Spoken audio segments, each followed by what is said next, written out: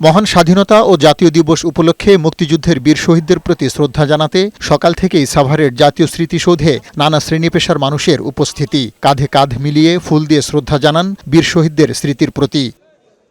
দলীয় নেতাকর্মীদের নিয়ে প্রধানমন্ত্রী তারেক রহমান বিএনপির পক্ষ থেকে স্মৃতিসৌধে শ্রদ্ধা জানান। বিএনপির মহাসচিব মির্জা ফখরুল ইসলাম আলমগীর বলেন, সুখী সমৃদ্ধ বাংলাদেশ গড়তে সরকার কাজ করছে। নতুন একটি বাংলাদেশ গড়ার শপথ আমরা সবাই নিয়েছি।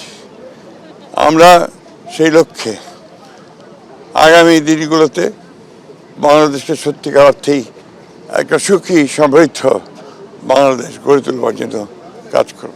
সংসদের বিরোধী দল জামাতের পক্ষে স্মৃতিসৌধে শ্রদ্ধা নিবেদন করেন জামাতের আমির ডাক্তার শফিকুর রহমান। নেতাকর্মীদের নিয়ে শহীদ বেদিতে শ্রদ্ধা নিবেদন করেন এনসিপি নেতাকর্মীরা। দুর্নীতিমুক্ত, বৈষম্যহীন, মানবিক বাংলাদেশ আমরা সবাই মিলে যেন গঠন করতে পারি। ৭১-এর যেই আকাঙ্ক্ষা এবং ২৪-এর গণঅভ্যুত্থানের যে আকাঙ্ক্ষা, সেই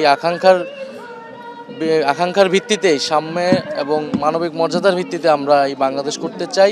রাজনৈতিক দল ছাড়াও নানা বয়সী ও বিভিন্ন শ্রেণী পেশার মানুষ ৭১-এর বীর শহীদদের প্রতি শ্রদ্ধা জানান।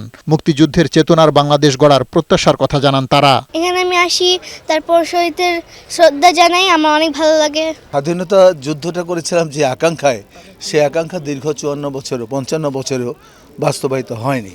৭১-এর প্রশ্নে একটি মহল নতুন প্রজন্মকে বিভ্রান্ত করছে বলেও অভিযোগ করেন অনেকে। আমার সবার আগে হলো মুক্তিযুদ্ধ, সবার আগে বাংলাদেশ নির্মাণ হওয়ার পরেই না আমি ২৪-এর কথা পেয়েছি। মুক্তিযুদ্ধের বিরোধিতা করেছিল, তারা এখন ২৪-এর ঘাড়ে সওয়ার হয়ে তারা এখন সংসদে।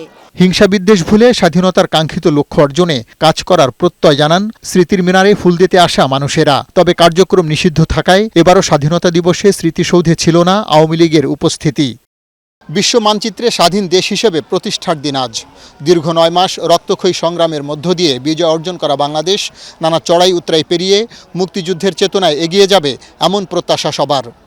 পার্থ রহমান, বৈশাখী সংবাদ, জাতীয় স্মৃতিসৌধ, সাভার।